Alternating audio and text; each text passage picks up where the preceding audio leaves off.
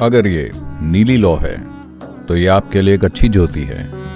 ये एक एथरिक या आकाशिक घेरा बनाएगी जो बहुत महत्वपूर्ण है आपके बोध के लिए। अगर आप अपने घर में 50 से 100 दिए जलाते हैं और बस वहां बैठते हैं तो आप में एक बदलाव आएगा, बड़ा बदलाव।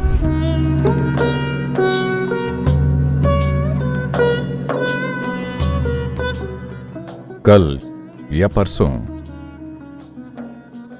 दीपावली या दिवाली है। आप सभी को दीपावली की शुभकामनाएं। दीपावली का मतलब है कि यह प्रकाश का त्योहार है।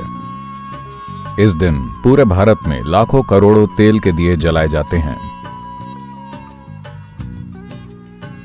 साल में कम से कम एक दिन आप ऐसा करें और देखें कुछ खास तरह के वनस्पति तेल। कैसे पता करें कि ये उस तरह का है या नहीं? अगर आप तिल का तेल या मूंगफली का या आरंडी का तेल उपयोग करते हैं तो यह स्वाभाविक रूप से वैसे होंगे। लेकिन अगर आपके पास उस तरह का तेल नहीं है और आप एक दिया जलाते हैं तो आप ऐसा तेल प्रयोग करें जिसका स्मोकिंग पॉइंट यानी धूम्र बिंदु बहुत ऊंचा हो। धूम्र बिंदु आप जान सकते हैं ऐसे कि जो उसकी पीली लौ है तो उसका ऊपरी हिस्सा कितना नीला है।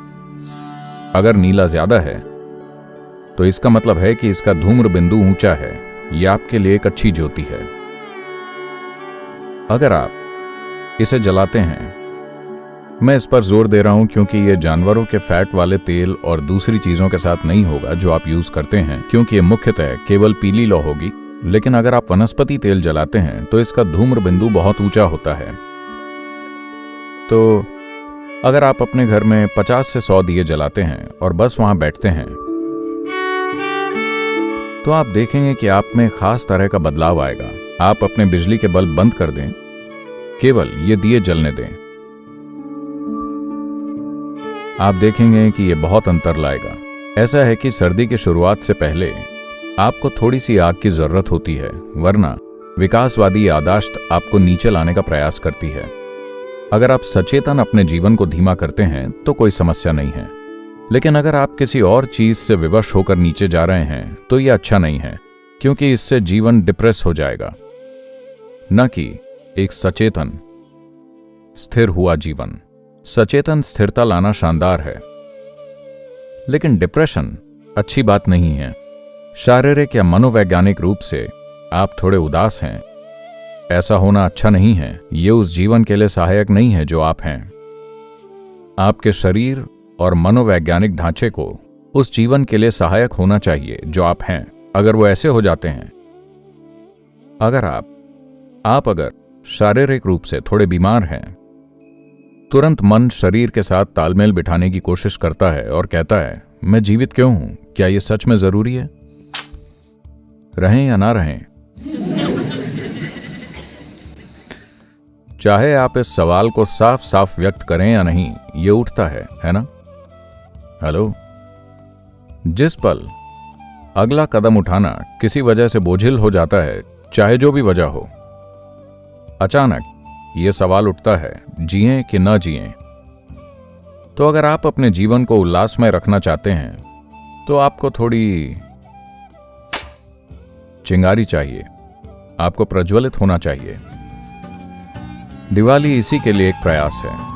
जब इस ग्रह पर जीवन, कम से कम उत्तरी गोलार्ध में जो जीवन है, शीत निद्रा की ओर बढ़ रहा है, हम इसे कई तरीकों से जीवंत करते हैं।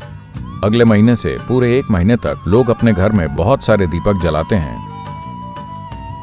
ताकि उमंग बनी रहे। संगीत समारोह होते हैं, कई तरह की चीजें होती हैं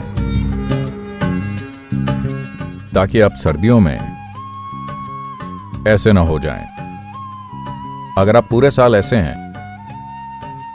नहीं, मैं शाम के समय की बात कर रहा हूं। अगर आप हमेशा किसी और कारण से ऐसे हैं, आप शीत निद्रा वाले तरल पदार्थों में हैं।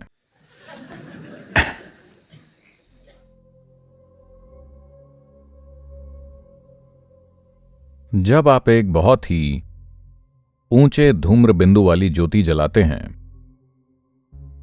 मान लीजिए एक दिए की लौ जो लगभग 3/4 इंच लंबी होती है, अगर उसमें से 1/3 भाग नीली लौ है तो वो कम से कम 2.5 से 3 इंच के व्यास का एक आकाशीय या एथेरिक घेरा बनाएगी, जो बहुत महत्वपूर्ण है किसी व्यक्ति के बोध के लिए।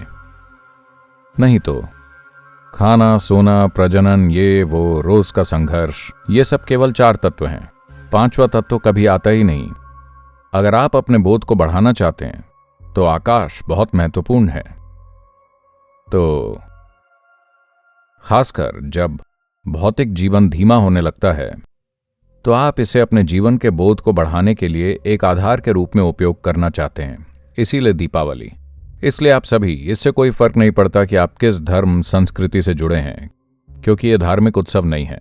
हालांकि दुर्भाग्य से आजकल कंपटीशन के कारण ऐसा हो गया है, वरना ये सभी के द्वारा मनाया जाता था। Otherwise, this was celebrated by everybody because everybody understood. क्योंकि सभी समझते थे कि इसका संबंध हमारी भौगोलिक स्थिति से है, हम इस ग्रह पर कहाँ हैं और इस दौरान पृथ्वी के साथ क्या हो रहा है।